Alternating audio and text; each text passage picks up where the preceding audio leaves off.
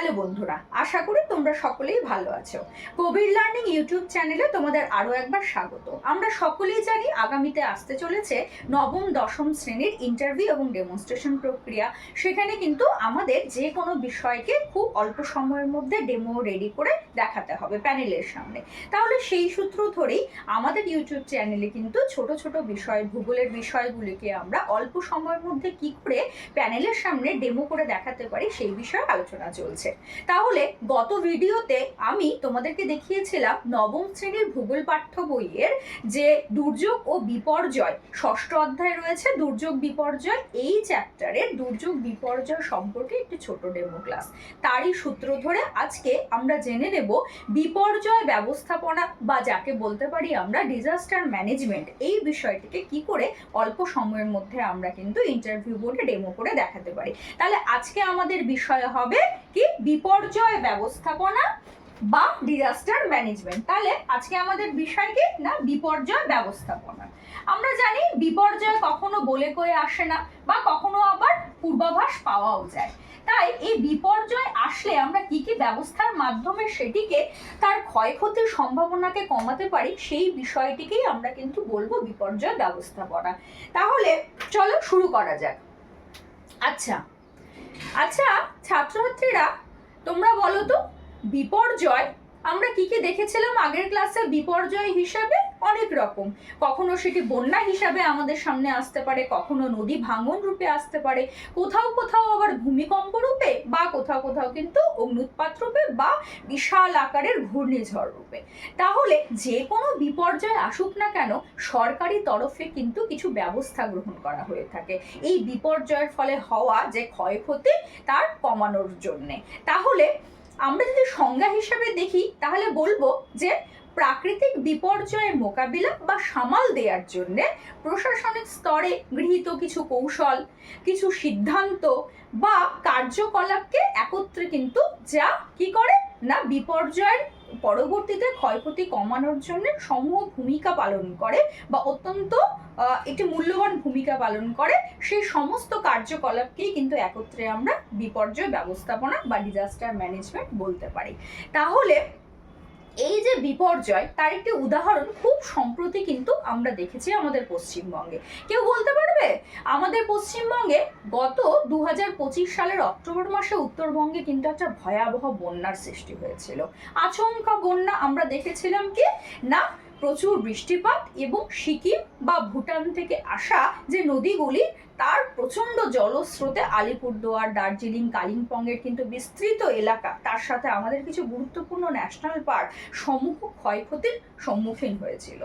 তাহলে সেই ক্ষয়ক্ষতি আটকানোর জন্য বা বিপর্যয়ের যে প্রভাব তার ক্ষতি কমানোর জন্য সরকারি বা প্রশাসনের তরফে কিছু সিদ্ধান্ত আমাদের সরকার নিয়েছিল। তাহলে যে সমস্ত পর্যায়ের মধ্য দিয়ে এই যে বিপর্যয়ের সমূহ ক্ষয়ক্ষতির সম্ভাবনাকে কমানো, এই পর্যায়গুলিকে কিন্তু আমরা বিভিন্নভাবে আলোচনা করতে পারি। তাহলে প্রথমেই চলো দেখে নিই বিপর্যয় আটকানোর বা বিপর্যয় ব্যবস্থাপনার কিছু পর্যায়। কারণ বিপর্যয় ব্যবস্থাপনা আমরা কাকে বলবো? আমরা দেখলাম যে বিপর্যয় সামাল দেয়া বা যে কোনো প্রাকৃতিক বিপর্যয়ের মোকাবিলা করার জন্য প্রশাসনিক কিছু কৌশল, কিছু সংশ্লিষ্ট কার্যকলাপ ও সরকারি কিছু সিদ্ধান্তের যে সংশ্লিষ্ট একত্রিত রূপ যা সেই বিপর্যয় সামাল দেওয়ার জন্য অত্যন্ত কার্যকরী ভূমিকা পালন করবে এবং ক্ষয়ক্ষতি কমাবে, এই সামগ্রিক রূপটাকে কিন্তু আমরা বলছি বিপর্যয় ব্যবস্থাপনা। তাহলে প্রথমে যদি আমরা দেখে নিই বিপর্যয় ব্যবস্থাপনাকে আমরা PMR কি না PM এবং আর এই তিনটি বিষয়ের মাধ্যমে দেখতে পারি। প্রথমেই যদি আমরা বলি তাহলে পি কথার অর্থ কি? পি কথার অর্থ আমরা বলবো, চলো মাঝখানে এটাকে লিখে ভালো করে দেখে নিই, PM এবং আর। তাহলে যদি এখানে আমরা পি দেখি তাহলে পি হিসাবে কিন্তু আমরা এখানে দেখতে পারি প্রস্তুতিকরণ বা ইংরেজিতে যাকে বলবো আমরা প্রিপেয়ার্ডনেস কি না প্রিপেয়ার্ডনেস অর্থাৎ প্রস্তুতিকরণ। যে কোনো বিপর্যয়ের সম্মুখীন হওয়ার সঙ্গে সঙ্গে প্রশাসনিক বা সরকারি তরফে যে সমস্ত প্রস্তুতি নেওয়া হয় সেটিকে আমরা বলবো পি। ঠিক আছে, এবার এম বিপর্যয় তো চলে এসেছে। এবার বিপর্যয় চলে আসার পরে কি করব না, বিপর্যয়কে বা বিপর্যয়ের হওয়ার ফলে বিভিন্ন ক্ষয়ক্ষতির সম্ভাবনাকে যতটা সম্ভব কমানো বা প্রশমন করাকে আমরা বলবো কি না প্রশমন অবস্থা, যাকে আমরা ইংরেজিতে বলবো মিটিগেশন। অর্থাৎ বিপর্যয়ের ফলে হওয়া বিভিন্ন ধরনের ক্ষয়ক্ষতিকে কমানোর জন্য সংশ্লিষ্ট সরকার তথা প্রশাসনিক যে কার্যকলাপ সেটি হলো প্রশমন বা মিটিগেশন। এরপরে বিপর্যয়ের পরবর্তীতে হওয়া ক্ষয়ক্ষতি বা বিপর্যয়ের পরবর্তীতে কি কি ব্যবস্থা গ্রহণ করা যেতে পারে অতি সত্বর, তাকেই আমরা বলবো কিন্তু পুনরুদ্ধার। কি না পুনরুদ্ধার, কারণ বিপর্যয় হওয়ার পরে খুব দ্রুত সম্ভব সেখানকার বাসিন্দাদের হোক বা বিভিন্ন ধরনের জীবন সম্পত্তির ক্ষয়ক্ষতি থেকে রক্ষা করার জন্য পুনরুদ্ধার বা যাকে আমরা রিকভারিও বলবো সেটি কিন্তু ভীষণভাবে দরকার। তাহলে আমরা দেখে নিলাম কি না বিপর্যয় ব্যবস্থাপনার একটি পর্যায়কে আমরা PMR অর্থাৎ প্রিপেয়ারনেস, মিটিগেশন এবং রিকভারি এই পর্যায়গুলির মাধ্যমে কিন্তু আমরা কাজ করে ব্যবস্থাপনা গ্রহণ করতে পারি। এরপরে এই যে পর্যায়গুলো, এই পর্যায়গুলোকে আমরা 3 ভাগে ভাগ করতে পারি। কি কি বলতো, যে কোনো জায়গায় যদি বিপর্যয় হঠাৎ করে চলে আসে বা যদি কোনো জায়গায় সাইক্লোন আসতে পারে এইরকম সম্ভাবনা তো আমরা এখন পেয়ে যাই বিভিন্ন আবহাওয়ার পূর্বাভাস দ্বারা, তাহলে সেই পর্যায়গুলি গ্রহণ করার জন্য বা বিপর্যয় ব্যবস্থাপনার পর্যায়গুলিকে আমরা 3 ভাগে ভাগ করে আলোচনা করতে পারি। প্রথমেই কি না, প্রথমেই আমরা যদি দেখে নিই যে বিপর্যয় ব্যবস্থাপনা, কি না বিপর্যয় ব্যবস্থাপনা এই পর্যায়গুলিকে আমরা 3 ভাগে ভাগ করে আলোচনা করতে পারি।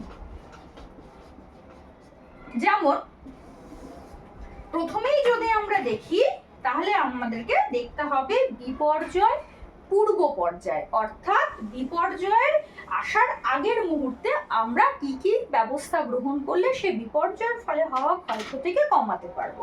তাহলে প্রথমেই যেটা আমরা দেখব যে বিপর্যয় পূর্ব পর্যায়, অর্থাৎ বিপর্যয় পূর্ব পর্যায়।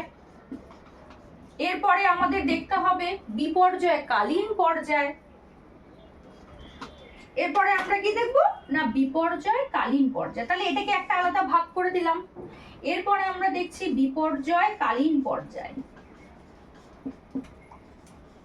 বিপর্যয়কালীন পর্যায় অর্থাৎ বিপর্যয় ঘটার মুহূর্তে আমরা কি কি ব্যবস্থাপনা গ্রহণ করলে সেই বিপর্যয়ের ফলে হওয়া ক্ষয়ক্ষতি, জীবন সম্পত্তির হানিকে রক্ষা করতে পারি। এরপরে আমরা বিপর্যয় হওয়ার আগে, বিপর্যয়কালীন, এরপরে কি বিপর্যয় পূর্ববর্তী অর্থাৎ বিপর্যয় ঘটে যাওয়ার পরে কি কি ব্যবস্থা গ্রহণ করা অতি সত্বর দরকার, বিপর্যয় পরবর্তী বা বিপর্যয় উত্তর যাকে আমরা বলতে পারি, বিপর্যয় পরবর্তী পর্যায়। চলো তাহলে এর কিছু কি পয়েন্টস আমরা দেখে নিই যে বিপর্যয় ব্যবস্থাপনায় যদি বিপর্যয়ের আগাম কিছু সতর্কতা আমরা অবলম্বন করি তাহলে কিন্তু বিপর্যয়ের ফলে হওয়া বিভিন্ন ধরনের ক্ষয়ক্ষতি বা জীবন সম্পত্তির হানি থেকে কিন্তু কিছুটা হলেও আমরা আমাদের রক্ষা করতে পারি। তাহলে সেক্ষেত্রে কি করতে হবে না, এখন রিমোট সেন্সিং, GIS বা যে কোনো রকম বিমানচিত্রের মাধ্যমে কোনো এলাকা যদি বিপদের সম্মুখীন থাকে তাহলে সেই এলাকার একটা প্রপার মানচিত্র প্রস্তুত আমরা করতে পারি। তাহলে প্রথমেই আমরা বিপর্যয় পূর্ব পর্যায়ের মধ্যে কি করতে পারি না, এগুলোকে আমরা সাব পয়েন্ট করে লিখছি। 1 নাম্বার GIS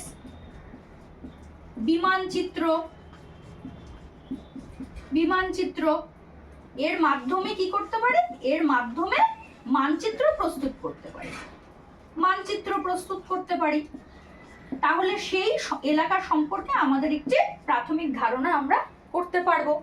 দ্বিতীয়ত করতে পারি কি, কিছু প্রশিক্ষণ প্রাপ্ত কিছু ব্যক্তির দল গঠন করতে পারি। যদি হঠাৎ কোনো বিপর্যয়ের সম্মুখীন হয় তাহলে বিপর্যয়কে সাময়িক মোকাবিলা করার জন্য কিছু যদি আমরা প্রশিক্ষণ প্রাপ্ত ব্যক্তির দল গঠন করি তাহলে কিন্তু আমরা কিছুটা হলেও স্বস্তি পাবো বা কিছুটা হলেও ক্ষয়ক্ষতি কমাতে পারবো। তাহলে আমরা লিখতেই পারি বা বলতেই পারি প্রশিক্ষণ প্রাপ্ত ব্যক্তির দল, বা একটা সংগঠনও হতে পারে, সেটা কোনো বিষয় নয়।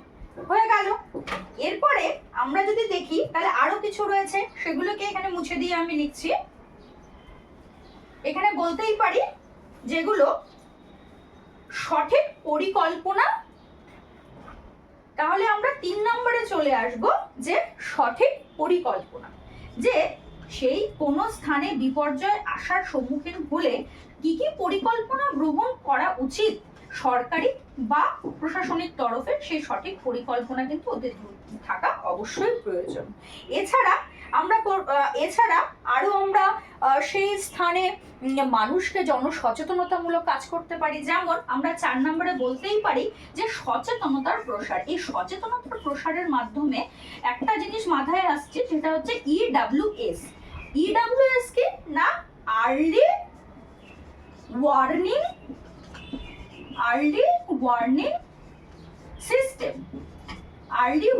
সিস্টেম, অর্থাৎ EWS। যেমন আমরা দেখতে পাবো যে উপকূলবর্তী অঞ্চলগুলোতে আবহাওয়ার পূর্বাভাস দ্বারা যদি কোনো ঝড় বা কোনো ঘূর্ণিঝড়ের সম্মুখীন হওয়ার সম্ভাবনা থাকে, সেক্ষেত্রে কিন্তু আবহাওয়া দপ্তর বা আমাদের সরকারি তরফ থেকে কিন্তু দেখে থাকি যে মোবাইলে একটা অ্যালার্ট চলে আসে যে হঠাৎ করে বিশাল আজকে বিকেলে ঘূর্ণিঝড় হওয়ার সম্ভাবনা রয়েছে, বা কালবৈশাখী সহ একটা বজ্র বিদ্যুৎ সহ ঝড় হওয়ার সম্ভাবনা রয়েছে। তাহলে এই সমস্তগুলোকে আমরা কিন্তু আর্লি ওয়ার্নিং সিস্টেম বা EWS এর অন্তর্গত করতেই পারি।